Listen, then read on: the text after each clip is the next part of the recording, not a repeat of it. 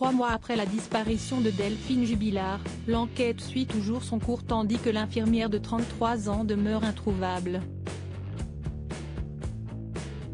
Ce mardi 16 mars, Maître Philippe Pressec, avocat des cousines et des proches de la mère de famille qui n'a plus donné signe de vie depuis le 15 décembre dernier, a fait le point sur l'enquête dans les colonnes de Femmes Actuelles. Il a notamment fait savoir que la famille de Delphine Jubilard était en train de se déchirer et que plusieurs camps se dessinaient désormais. Dans la famille, ça se déchire.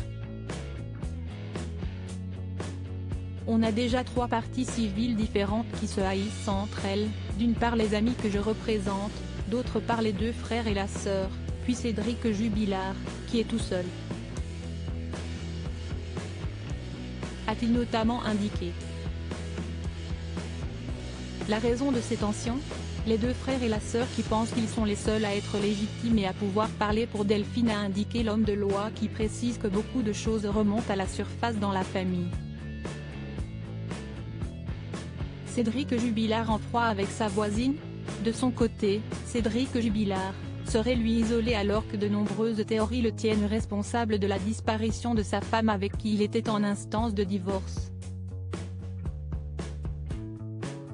Une piste en laquelle me Philippe Pressec a du mal à croire. Je suis convaincu qu'il ne l'a pas tuée. S'il l'avait tuée, il y a longtemps qu'on l'aurait trouvée. Si est-il très difficile, voire impossible, de mettre en œuvre un crime parfait. Toutefois, me Philippe Pressec a révélé que Cédric Jubilard avait semble-t-il coupé les ponts avec une grande partie de son entourage, y compris avec la voisine qui l'avait alerté à 4 heures du matin, après avoir constaté que son épouse n'était plus à la maison. Il ne se parle plus, a confié l'avocat sans toutefois en révéler davantage. Une confidence qui semble vouloir dire que les relations entre les voisins ne seraient pas forcément au beau fixe. Y a-t-il eu embrouille entre Cédric Jubilard et sa voisine ? Mystère.